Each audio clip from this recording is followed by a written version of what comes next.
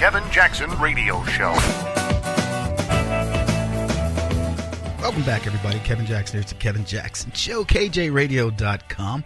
Yeah, do me a favor. Make adjustments, please. Yeah, a little better, little better. Okay, we'll try that. Anyway, I'm glad you guys are here. I want to begin with a tweet from a guy by the name of Imperator Rex. And he's talking to apparently some people who have decided they're going to define liberalism for us. And here's what he ends up defining liberalism as. He says, liberal progressives are incurious people who are incapable of self-reflection. They confuse academic qualifications with intelligence and believe they are morally and intellectually superior to the deplorables. The mix of arrogance and elitism is toxic in their greatest weakness.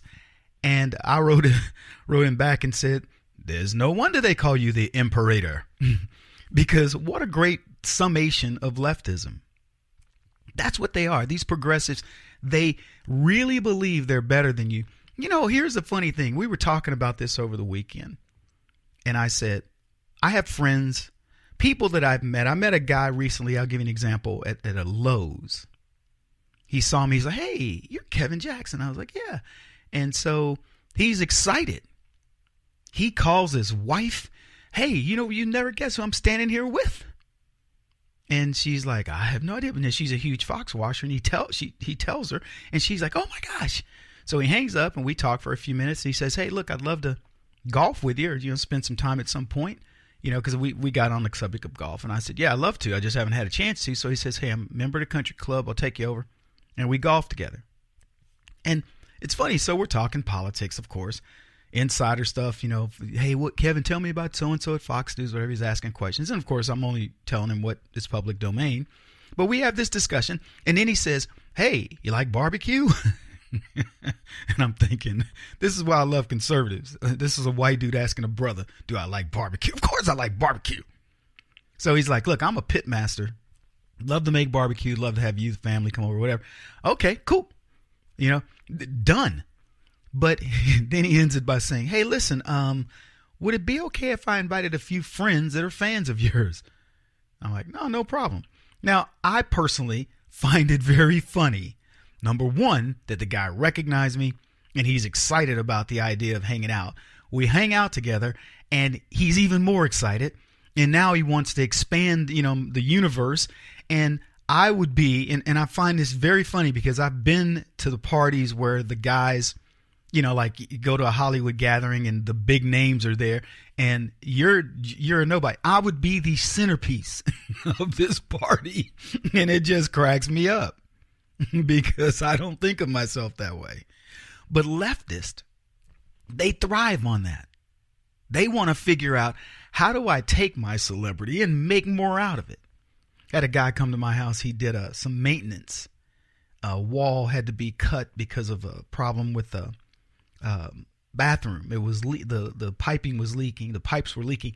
So he comes over and he's doing maintenance. He's with a maintenance company. Another guy comes over and I meet this guy and turns out he's a big fan. So we should, I introduced myself. He's like, yeah, man, holy cow. So we talked politics for 5 minutes. He was here for a few hours, but I had things to do. So he leaves. His companion comes over, a few days later because he has to do something else on the house. It's a rented house. And they've got, whoever the owner is has a maintenance company that comes by and does things. So the next guy comes over who I'd met earlier for another thing.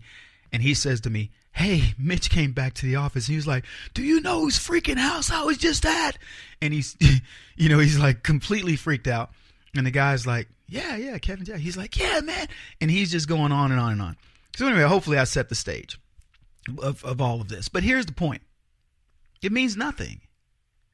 I don't mean it in a sense that you mean nothing. It means I'm flattered beyond belief.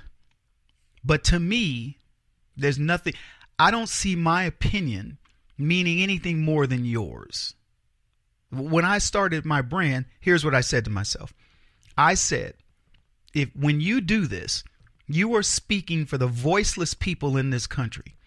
I remembered growing up as a little boy in Brady, Texas, with my country, corn-fed white boy friends. And I had a handful of black friends. It was a little town. There weren't that many blacks. But I had come from the city where I had black friends, still friends to this day. But most of my friends were formed during my years in this little country town in Central Texas. And I remembered how great these kids were, and I remembered how much smack was being talked against them when I would watch politics on TV. That's what motivated me. I was like, you don't even know what America is represented.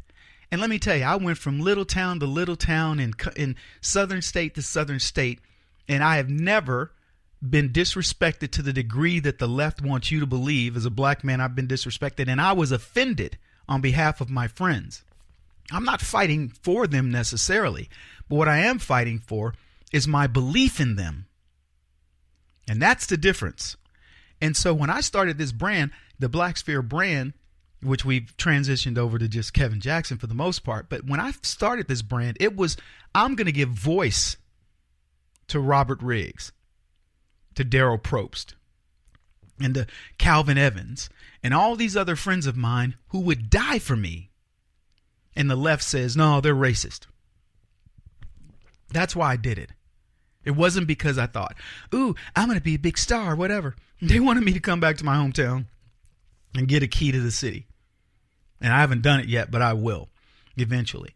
But my point to all of it is I feel like this is a necessary thing to do. And it isn't to do it because I want to be the big guy when I go home to get a key to my little city population less than 6,000. Actually, I think we went to 6,003. So that's why we do this. And leftists, they as he says, they're incurious. They have no reason to search for the truth. They don't self-reflect. They don't look at things that are negative in their lives and go, you know what? This is how that was caused.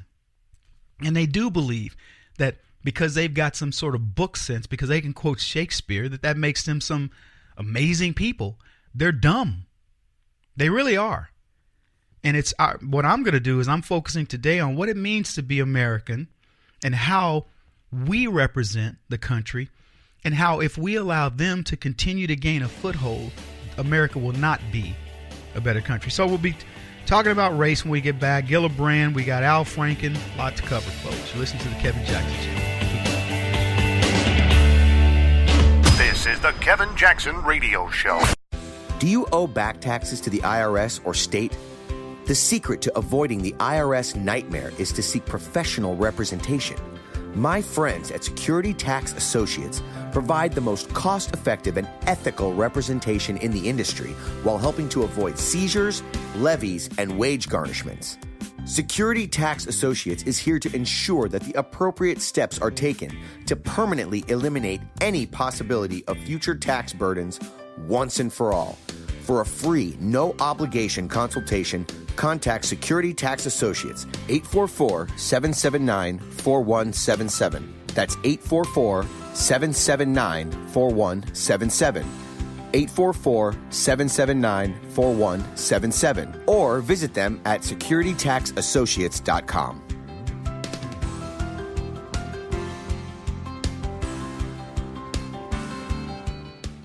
Beth Cook Moranville, author of Closer Than Your Breath, a book of hope. Hope, that wonderful, wonderful four-letter word that you may feel completely out of.